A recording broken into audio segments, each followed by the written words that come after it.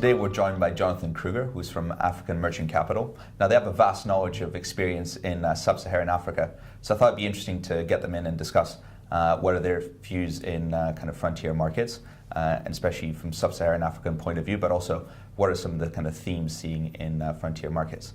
So obviously, what are your views in kind of sub-Saharan Africa and frontier markets? Well, Simon, it's great to be on your show. Thank you for having us. Yes, at Africa Merchant Capital, we do focus on sub-Saharan Africa specifically, and we largely look at the frontier markets of sub-Saharan Africa. So we exclude South Africa, which is considered an emerging market. It's a very exciting place to invest at the moment, and we decided to focus our business on this area specifically because of the growth and because of the opportunity there. So the business focuses on private equity as well as public equity. Okay. Yeah, I mean, definitely there's a lot of growth in that space, and we're seeing a lot of investor appetite. If we look at our ETF business, for example, we've seen actually investors divest away from emerging market ETFs. So they've seen about $20 billion of outflow in the last 12 months, but they're really refocusing their investment. We've seen frontier markets grow by about $600 million over the last 12 months. So, do you think that frontier markets have this potential to kind of become the new emerging market? There's definitely a big appetite. So what are your kind of comments on that? So I think when you look at frontier markets, it's very important to look at individual countries and not paint them with a big brush, because each country has its own unique dynamics. And if we look at Africa, there's certain countries that really are reining in their fiscal excesses and have made tremendous improvements over the years. So I think investors are starting to recognize this and picking the countries where they see improving political situation, improving economic situation. And to mention a couple of countries receiving very positive investor interest at the moment. On the East Coast, we have Kenya, possibly Tanzania as well.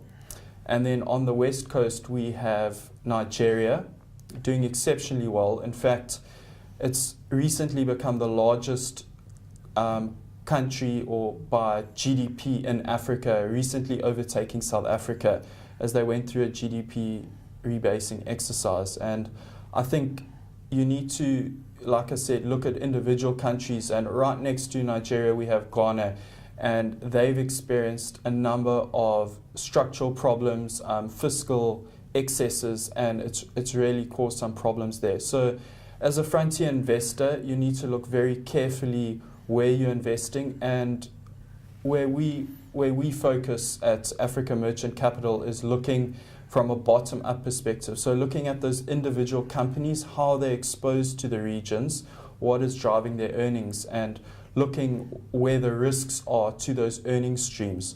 So really digging down to the individual companies is important if you're looking at a frontier market strategy. Yeah, I think you're definitely right there. One of the things we found interesting, that's always the case with frontier markets, is there's always a lot of risk. So be it political, or even if we look at the way the accountings are reported, it's definitely something you have to be aware of. So what is some more specifics on the type of companies that you've seen, or even some of the investments that you maybe have been more wary of in the past? Yeah, so over the last 7 years, while we've been looking at sub-Saharan Africa, I've definitely seen a big change in the markets with respect to accounting standards as well as corporate governance. And I'd like to use Nigeria as an example. Previously, the listed equity market was purely reporting in local Nigerian accounting standards, and we've seen a big shift over the years towards international reporting standards, and that's largely been on the back of the central bank cleaning up the industry after some problems following the crisis in 2008. So we've definitely seen a lot of improvements. Nigeria also has implemented stronger institutions in terms of whistleblowing on the exchange and really trying to root out any potential corruption. I think you also need to look at the political landscape and what what is driving individual companies and how they're exposed to the political risk. So if you look at a country like Nigeria, if you're looking to invest in, say, the consumer sector, you need to look where are your companies exposed? Is it the northern regions where there's a lot of conflict, or is it closer to Lagos, for example, where there's less of a risk? And that's what I was referring to earlier. You really need to understand your companies and understand what you're investing in before you take that step of investing into these frontier economies. Yeah, so it definitely seems, if we look at the historically, especially ETFs, which are more of a broad-based attitude, so probably from the points you're making, it becomes it's probably less relevant for the frontier markets than for some of the emerging markets that have already gone through a lot of this cleaning up effort to reach this kind of new standard.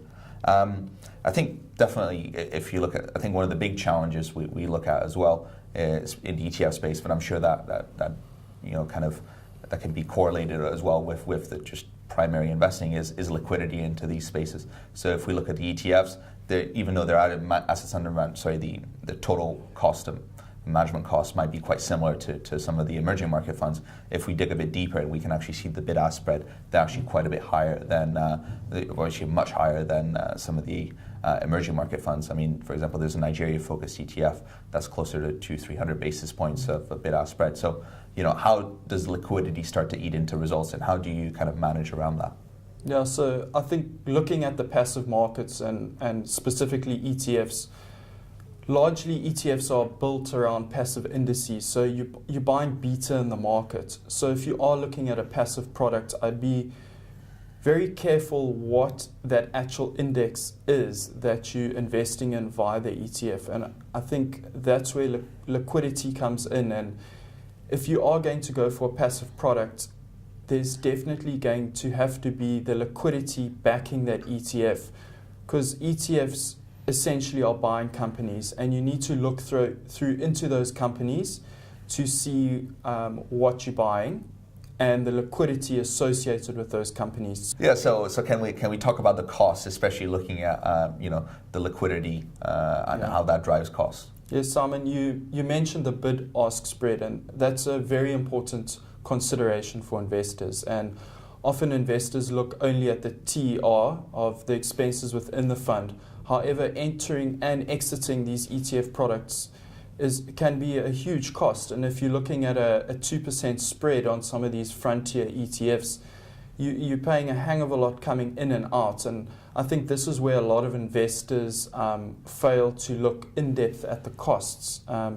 Also on the ETFs, the trading costs in terms of the brokerage paid isn't reflected within the TER.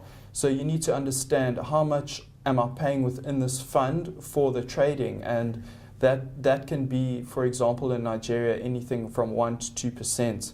So that needs to be factored in, and largely that bid-ask spread is reflecting the underlying conditions, because within the fund you're going to have to pay spreads on the currency, spreads on the shares, and also, say, a liquidity premium to move in and out of shares. And that's why the market makers in these ETFs are quoting fairly wide spreads, and that's to hedge their risks in terms of making these products viable. Yeah, so do you think an active investment would probably mitigate some of this exposure? So I think an active investment is a good way to go in these markets, because the costs can be managed better in terms of the trading. You're not forced to replicate a certain index, and as money comes in and out of the ETF, you can weigh up the opportunity cost of entering and exiting positions. So if you're taking active bets against the index, you can take profit on certain positions to match an outflow or an inflow. And if you're looking to get into a position, an inflow can actually help you. So I think the point is, in a more actively managed product, you can use the inflows and outflows to your advantage, where if you look at a passive product, you have to target those specific index weightings, and you can't necessarily use that to your advantage. Okay. And as a final point, some of the frontier market products that are out there track kind of international listings, so the GDRs, the ADRs. Do you think this could be the way forward for some people, especially given the fact that there is a big demand to get exposure to these markets, but again, it doesn't seem like it's practical for a lot of people to kind of play that space. No, that's a very interesting point. And if we look at sub-Saharan Africa specifically, to gain pure access to the continent, to those growing economies, to those growing earnings streams from the companies, you need to invest in the locally listed companies. So if you're looking to invest in Botswana, for example, you need to go and buy Botswanan companies. Tanzania too. You can't actually buy that exposure offshore. And many investors are arguing, sure, you can gain access to the continent via companies in South Africa. For example, say your ShopRites, MTNs. Yes, it does give you exposure, but if you look at, say, ShopRite, only 30 to 40% of their revenues come from the continent. And you see South Africa as an emerging market, and now you've got a slowing emerging market with anemic growth, and now you've got a 70% exposure to that.